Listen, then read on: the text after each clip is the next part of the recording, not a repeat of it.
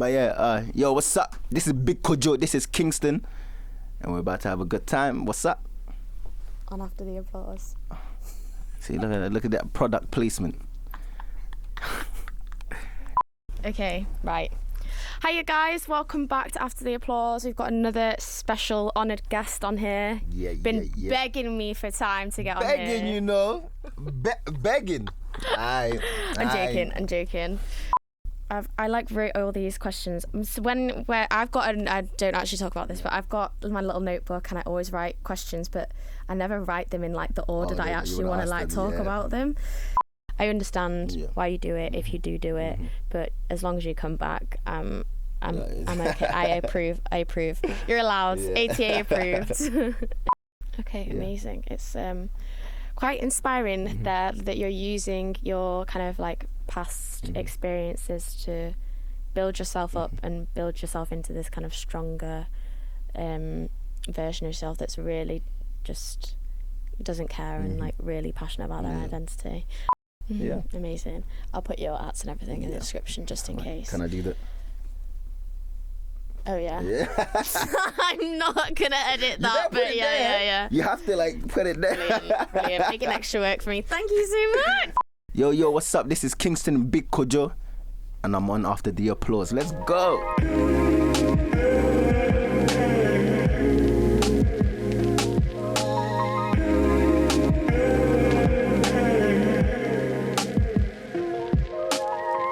This is After the Applause. Hello and welcome to After the Applause. My name is Saoirse Marie and this is episode 35. After the Applause is a podcast highlighting and platforming underground artists, events, everything related to the grassroots in the live music industry, specifically in the north of England. Now today I am very honoured to introduce our guest, Kingston. Kingston's been involved within the Manchester music scene for the past 10 years, so it was really interesting to get an insight into how he perceives the scene and the community, as well as learning about the transformation he's had with his artistry. Before I asked him the all-important question, we discussed how he would define himself as an artist or a rapper, and where he sees himself right now in his career.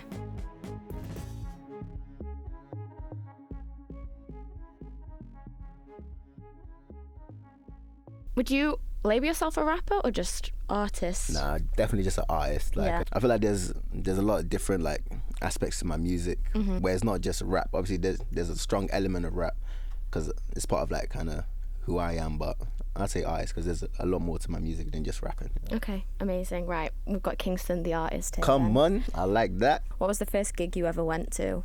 Ooh, like went to or performed at? Went to. Tough one. Then the first gig I ever went to, I think it was C Predo, you know, or Omo. I think it's either Predo or Omo, one of the two. Okay. Yeah, man, it was sick. But where even was it? It was that long ago, I can't remember. I think it's one of them too, I'm sure. Okay. What's a concert that you went to you went to? Yeah. Gig or concert that you went to that's like really like kind of shaped you or like really been profound for you? That's a tough one. Actually, Chip, he was at Academy like in 2016, I think. So I've always loved Chip, and like obviously he had that thing with Bugsy in it. So I think it was like one of his first shows back in Manchester after that whole thing died down. Right. Went to that was like sick. Like the room was like shaking. He's like I'd say like he's a rapper in it, you know, he's a rapper. So like it was just like the energy in there was like crazy. It was really cool. And then I don't know if you've heard of Jacob Banks.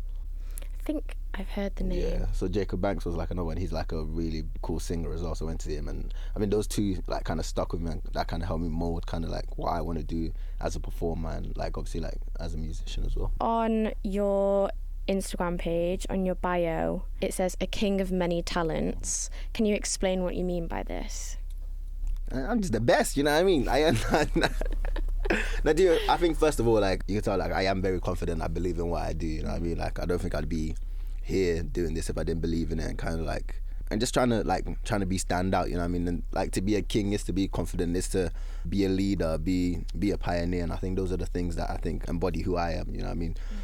So like a king of many talents, like I enjoy a lot of things, like you said, I enjoy writing music, making music, very involved in like creating, like when it comes to like creating beats, shooting videos, like films, editing, directing, you know what I mean? So just many talents that I think create like kind of who I am and are part of who I am even as a musician, and it all becomes part of it. Yeah. So do you feel like you had to learn all of these talents to prove that you were a good artist, or did you just learn all these talents because you wanted to out of a passion? For me, like I've always been a creative, you know what I mean? So like from young, I started off wanting to be like a dancer, so I did that like for a bit, and like I enjoyed that, but I feel like, you know, when it comes to like sacrificing for it, like I wasn't really ready to do it. So then wanted to become an actor, did that for a bit as well, like really enjoyed that. Like I feel like that's something that I still want to be involved in a lot. But then once again, like when it comes to like, you know, when you have to like sacrifice for something that you really want, obviously I wasn't like really prepared to do it. Maybe it's because I was young and like didn't understand that. But when it came to like, then it came to like music, and I feel like, you know, I was like, I've sacrificed a lot for music and like given up a lot and like worked my ass off to get here and like be who I am today. So I think that's why I say like I'm a king of many talents, because there's so many things that I feel like I'm naturally good at and that I naturally enjoy like taking part in, and yeah, that's it, you know what I mean? And you gotta be like kind of like viable, and you gotta be able to change and stuff like that, and that's all it is, isn't it? Being able to become that person when it's needed, you know what I mean? And I think it is part of becoming a good artist. So being able to like edit your own content if you need to, shoot your own content if you need to, you know what I mean, and like have a creative vision. So I think all those aspects help me kind of build my brand as well. So yeah. You've been releasing music for 8 to 10 years. The first one I saw on your Instagram page was the Way remix in July 2017. That's the first piece of music I saw on your profile. Now, I've asked a lot of artists that have been doing this for a while the same question, but I'm going to ask you a slightly different question. In those 8 to 10 years, obviously, you've changed as a person as well as an artist. Your style's changed, your clothing style's changed as well. How would you describe the evolution of your style? Well, like musically or fashion, or just in general? Just your artistry, and then you as a person as well. Yeah. I think my artistry, I think it was kind of more like growth, and as you're growing, you're learning who you are as a person, and as you're growing, you learn new things. The way I see it, for example, I always use the example, you know, when you're younger, you hated certain foods, then you grow up, you try and like, actually, you know, it's not that bad. I think it's kind of like that, where you grow up and you're learning and you're meeting other people and you're learning from other people, and you're like different life experiences, and you grow and you learn.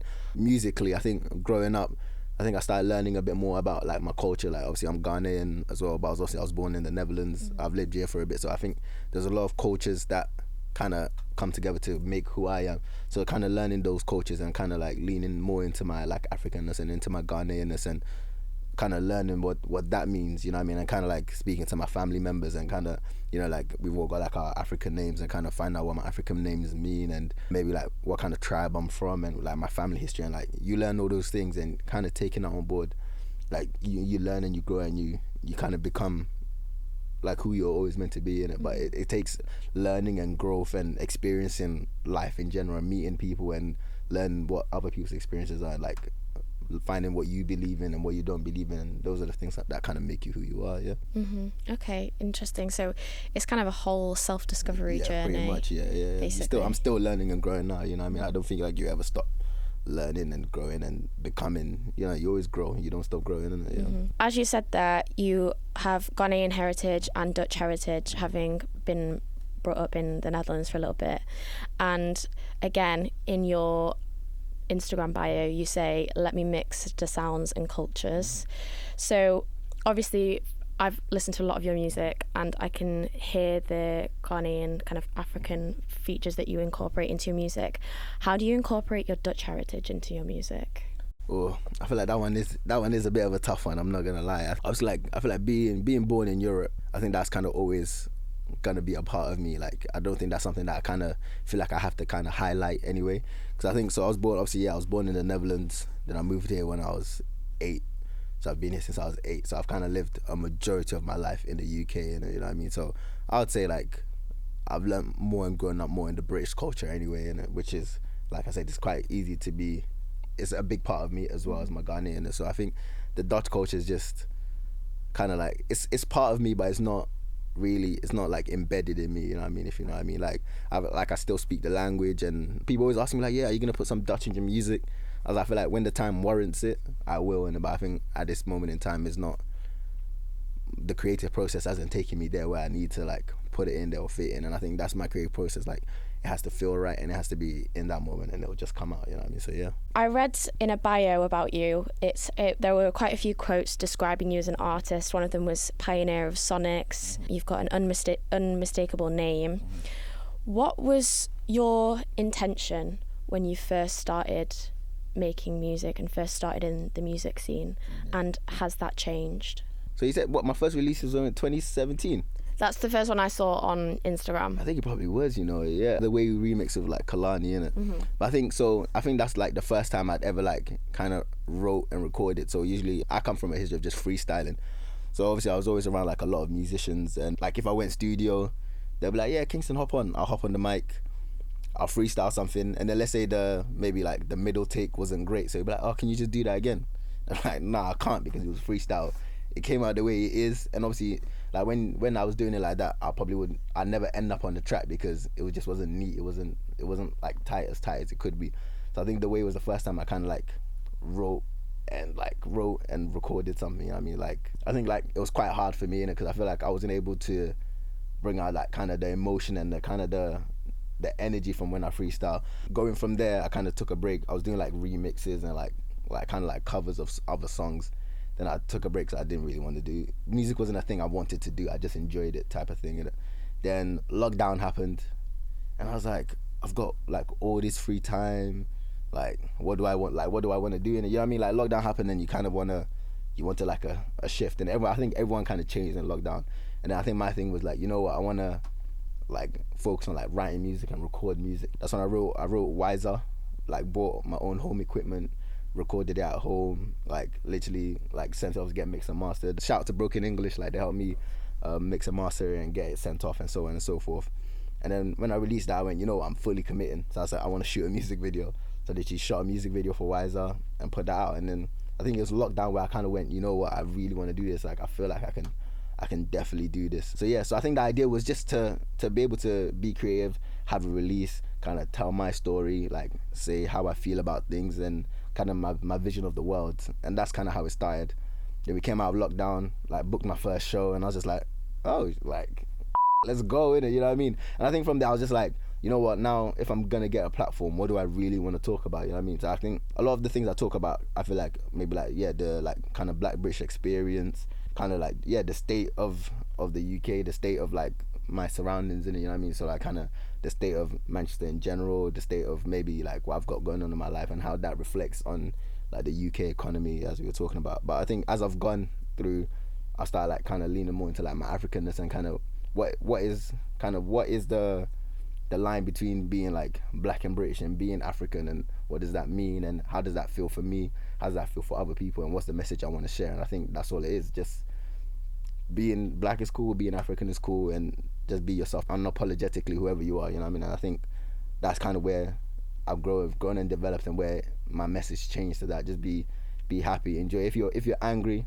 it's fine to be angry. Put that in your music, or put that into whatever you're doing. If you're happy, put that out as well, you know what I mean? And that's all it is. And it's just like, I think putting out real states of emotion, I'd say that's kind of what I like to do. So if I'm feeling angry, I'll put an angry song out, you know what I mean? Like U2 out on all platforms, you know what I mean? I have to plug it in. But you know what I mean? If I'm feeling angry, upset, I'll put that in my music, and I'm going to put that out because I want people that listen to me or anyone listening to feel that emotion as well. And so I think that's where the changes come, where I always want to say something, there's a message, there's like, I want to invoke some sort of emotion, basically.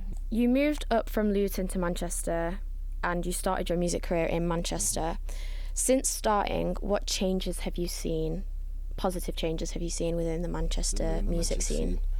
I think, yeah, to be honest, it is the community. I feel like from when I started, there was a lot going on, like a lot of like kind of like music events and like open mic nights, but they were all quite like very separate and individual. So I felt like you kind of, if you're like as an artist, you're kind of doing a circuit. So you'd perform at one event and then go to like another event, and you wouldn't really see like the same faces. You'd see a few, like obviously you see a few artists or like a few people that are like in the music scene or in the music industry. Whereas now it's kind of like you see kind of the same faces like everywhere, like everyone's supporting everyone, kind of networking and connection, like everyone's making connections and meeting people. So you're seeing a lot of like great collabs, you know what I mean? It's not just stuck to two similar genres just working together now. Like you see like Afrobeat artist working with like a grime rapper, you'll see like a wave artist working with like a R&B singer. So it's just that idea of like, yeah, like a lot more collaboration, a lot more like networking, and a lot more, you know what I mean, building together and building the Manchester scene basically, you know what I mean? And that's just how it is. And I think that's where now we can like compare ourselves to London, where we're meeting at a stand where we are like kind of building bridges across genres and like kind of putting it out there, and it's just nice to see. Yeah, speaking of kind of creating those collaborations and building those bridges within the underground scene, we were having a conversation the other day and you made a comment about how there are different levels to up and coming artists. For me personally, and not as an artist, I can see that, but when you made that comment, it was the first time that like that actually like clicked with me and was like, oh yeah. But would you mind just explaining it to listeners what you mean by that? So I'd say like, even like, I think to people who are not artists, I think they always see it as, oh, this artist hasn't blown yet, and then the blown artist, you know what I mean, where they do it like big shows and getting the maximum streams, you know. But like between that, there's a kind of a lot of work to get through to get there, you know what I mean. So like obviously the first stage is an artist who's probably like just working on releasing their music, you know what I mean, or an artist that's probably never been studio but they've written music and stuff like that. And then obviously there's the recording artist, and like that's like the next step, kind of where they just like kind of recording music, still kind of figure out how to release music, how to promote their music, put stuff out. Then obviously there's the performance artists who are doing like the circuits, who are performing at events week in week out, or like monthly, or when there's any like lineups out there, or on those lineups. And then obviously then you do like, for example, like artists who are doing like the MIFs and doing the Beyond the Musics and getting those consistent bookings, you know what I mean. And then there's those artists who are doing like, I don't know, like maybe like TV shows, doing big festivals like Reading, you know what I mean. So I think that's why I say that there's tiers to it, but I'm sure everyone has their kind of own way of like marking it, you know what I mean. But to me, it's kind of, the way I've explained is kind of the level I see, like someone who's just come out trying to build their brand, and then someone who is getting the streams and doing shows and doing that. And then you can tell, like, to me, you can always tell the person that's like, their next step is to make it to the, you know what I mean, they're like about to blow, you know what I mean. So and I feel like that's something that I feel like all artists kind of need to understand, you know what I mean, because I think the whole idea of like comparing yourself to each other when like everyone's on a, you know what I mean, it's already a different journey, because everyone's doing their own individual thing. But you can't be comparing like people, like you said, who have been like 10 years in the game, who have started where you were, but now they're there and you've kind of just started, and you want to be like, well, why am I not getting those opportunities? You know what I mean? You have to do the work. You have to work your way up, like the way through the levels, and work your way up to the point where you're at that position. But the important bit is to put in the work, and you know what I mean, and get your head down and work hard and learn, you know what I mean. Like I said, it's a community. You can hit people up, ask them questions. Oh, how do you do this? How do you do that? Like, I've had people call me all the time like, yo, how did you do this? And like, this is free game. There's no need to gatekeep, you know what I mean. I feel like there's room at the table for everyone to eat. So like, help each other out and yeah, grow together. Yeah, I've seen you perform quite a few times now, and I've seen lots of people talk about your performances, and they're always very captivating and always high energy, very interactive, like really get the crowd involved. What is the principle you bring into all of your live performances? To be honest, I feel like I always kind of have a mission for like every show I bring on, you know what I mean. So I think like my last show with like MIF, like From the Soil Stage, big shout out RTB and Renee Stones. But I think that one kind of was a message of like kind of rebirth and new energy in it. Like I feel like these last few months have been like quite tough for me anyway, musically, life wise. So it was kind of the idea of from the soil, like this is my opportunity to kind of refresh and reset and like bring a new energy, you know what I mean. So I feel like there was more of a calmness to this show more than usually, I'd say. Like I feel like a lot of that was kind of the feedback I got from everyone, and to me, when it's stuff like this, people understood the message, you know what I mean. But then before that, I did like the Savage show, which was more of like trying to take people on a journey, you know what I mean, and kind of I wanted to show like the development of like kind of my normal UK rap sound into like the Afro rap and into like the Afro, kind of highlighting the Africanness of my sound at the moment. So every show has its own like kind of kind of theme and message, and the way I kind of like order my songs and do the set list kind of reflect that, you know what I mean? So sometimes my sets start with energy, go down, low energy, say what I need to say, and then come back up, or start with low and build it up. So it depends on exactly what message I want to invoke and what kind of feeling I want people to have throughout my set. So you kind of spoke there that recently you've been and ahhing about music and everything, and when I've spoken to you, you've been thinking about maybe taking a break from music. I think that, I mean, I feel like it's natural. I feel like with every creative project or just anything you're doing generally in life, if you're not creative or whatever, you do need to take a step back sometimes. And I think, you know, it's okay if you need that step back. It's just the worry of like if you'll ever go back to it. But for you, if you don't mind me asking, what's kind of instigated this idea for you? So I think for me, I think for the last like year and a bit, I think I've been very much on like go. Like I think me and like the team, like we kind of feel that it's been very like go for the last year and a bit, like taking opportunities, like, you know what I mean, building on things, and like trying to put out like great music, trying to put out great content. And I think it's when you're doing all that plus like kind of your everyday life as well, it does get a little bit overwhelming, and you need to kind of find that balance, innit? And I think kind of taking a break, kind of like taking like, you know what I mean, trying to get that calm in the storm a bit, and seeing where kind of the bumps are and what needs, like, you know what I mean, like pushing back and stuff like that. But I think it's, for me, the break is more about kind of not like seeing if I want to do music or not, but it's more seeing like, do I need a kind of a change of direction, like where is my vision now, you know what I mean? Like we said, the kind of the growth and understanding is taking a step back and seeing like, am I still the same person, you know what I mean? And that's kind of all it's about, taking that step back, reevaluating, you know what I mean, recalculating, and just like, I feel like I'll still coming back better and stronger, like the best version of myself. You kind of shouted out Broken English there earlier, and you are part of a collective with Broken English, Black Market Gallery, BMG. How did this collective come about? It was actually crazy. So obviously, like I said, I've worked with the twins for years now. So when I first started music, like I said, I didn't really write, but I was quite a sociable person, so I used to do events. So I knew a lot of artists, like we'd always get invited to studios, so on and so forth. But obviously when it came time to like recording and collaborating and featuring, you know what I mean, I wasn't really getting those opportunities, you know what I mean? And like, it was like, I feel like a bit frustrating, but I also understood like kind of why in it, you know what I mean? And I think that's what made me go away and be like, you know what, I need to start writing and actually being able to like become a recording artist, so I can go studio and record and like lay songs down, you know what I mean, lay tracks down. So obviously by the time I felt like, you know, I'm ready to hit studio and like record, by then I was like, who's going to studio, can I come? And it was kind of like, we're doing this, we're doing that, nah, it's not really your style, blah blah blah, so on, innit? All these excuses, innit? Like I went to uni with the twins, innit? So I think like weirdly around that time we just happened to like link up again, innit? So they're like, yeah, like we're recording at ours, you want to come one day? I was like, yeah, cool. And like a few days before, I think they sent me 3 tracks, like, let us know if you're feeling these, innit?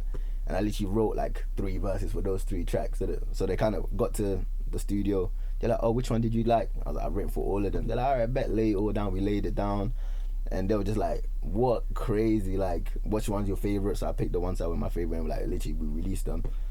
And then from there I was just like, you know what, it's nice to be around people who actually believe in me and kind of see the vision and take time to like let me like develop and grow, you know what I mean? And like I learned a lot from them, and it was kind of one of those where you're just building and growing, and then you kind of, like, you know, you become a collective where musically, like, we all like learn from each other and we pick things up from each other. So from there we were like, you know what, like we could tell we were a collective, but we didn't actually have a name for it. We just knew we're always together, like we're the guys. And then we met people along the way. So like we met Kenya Morax, big shout out to him, another guy called Teds. So like Ed's on, you know, they were in BMG too. We're kind of the ones who began BMG and wanted to like make a collective where it's just about growth and growing together and like just having that support. I mean, because as an artist, sometimes it does feel like a lonely, perilous journey, you know, where you're trying to do all these things and you feel like you're competing with this person and this person has a similar sound to you and so on and so forth. But having people with you where you're in a collective together and like you grow together, you understand each other, you're putting music out and you have people straight away, 5 people straight away supporting you, you know what I mean? It's already like a bit of an advantage in it. It was nice to have that. So kind of obviously as life goes, everyone grows and wants to do different things and wants to build on different things. So we just became us 3, and we've just been moving solidly like that from then. And that's all it is. It's just BMG's more of a movement, and you know what I mean? And it's it's a BMG is a good time, and it's a vibe, it's an energy, and that's what it is. That's what we're trying to share. I've seen a lot of the videos, and your latest release with Broken English was Warzone, and the views it got on some of the videos. There's one video that got about 50k views on Instagram, which was crazy. Has it done anything for you and for your recognition as individual artists as well as being part of the collective? Yes, I think that's the like kind of the beauty of BMG, like for example, like you said, so we've got this one track out, and like there's 3 of us pushing that track, but obviously as artists we're always gonna have like our individual fans as well, and so imagine like a few of their fans who maybe like more rap than obviously like singing, they'll go, oh, who's that guy, and they'll take a listen, and I'll get a follow, and they'll be like, oh, heard you from Broken English's page, like you're a sick artist, you know what I mean? And that's kind of like the whole point of like kind of BMG is we're a collective. Like, well, that's one thing we say, we're a collective, we're not a group, and you know what I mean? So it's just the idea that we have like that individual freedom in it, but when we come together, it's like we're creating like timeless tracks where it's like cross genre, cross like anything, you know what I mean? There's no kind of anything you can like brand it as. It's like 2 or 3 different sounds, and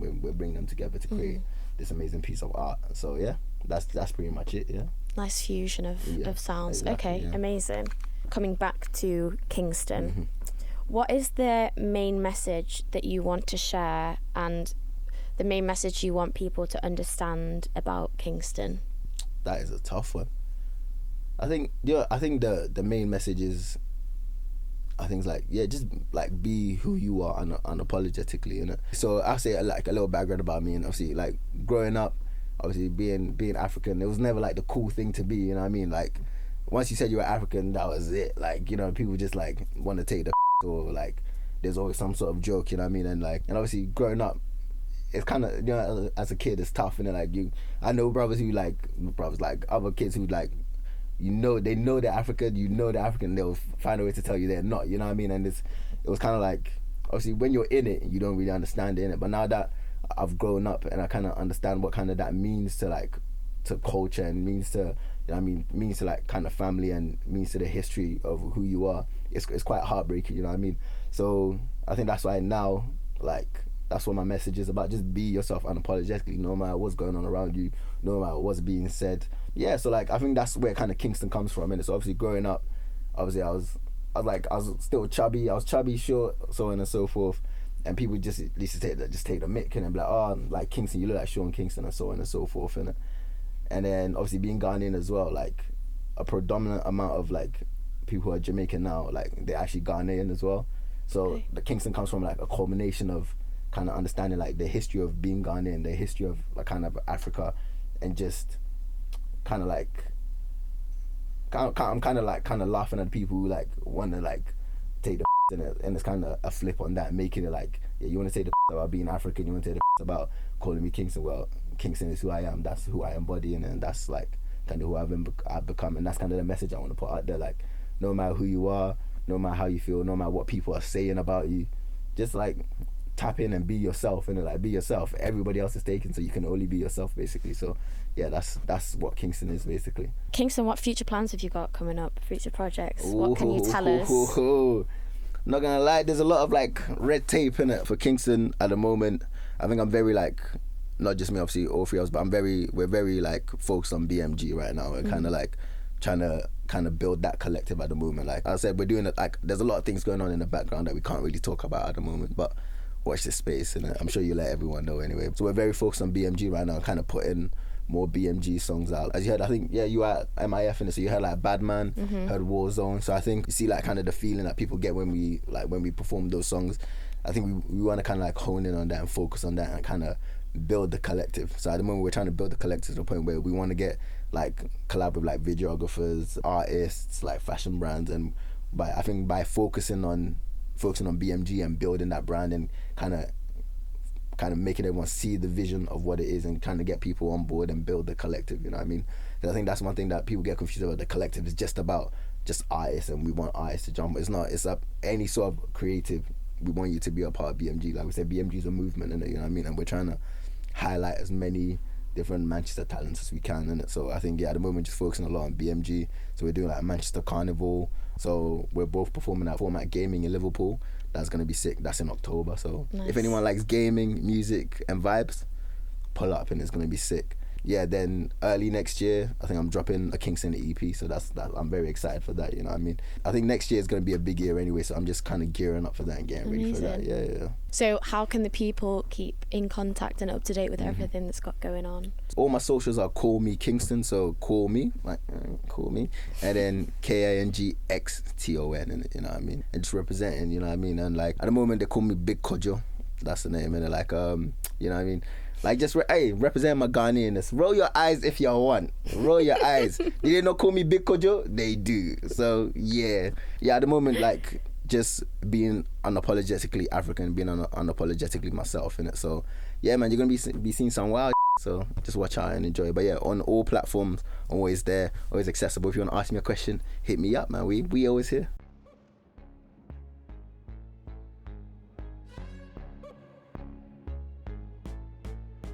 This was such a fun interview. As you can tell, I had a lot of laughs. And as you can tell, Kingston is very confident within himself, but not in a cocky way. In this industry, as with many industries or in the creative sector anyway, you need to be confident in your abilities, because if you don't have that confidence and belief in yourself, then how can you expect other people to believe in you and have confidence in what you're able to do? So he's confident in a way that he knows what he's really good at and he knows what he's great at, and he uses that to his advantage. So it's not in an arrogant way at all.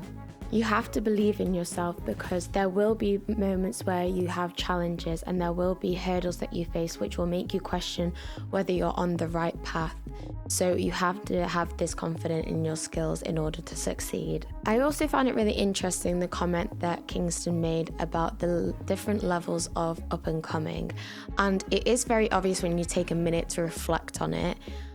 And he's so right, you can't compare yourself to somebody that has been doing the same thing that you're doing, but for even 2 to 3 years longer than you have.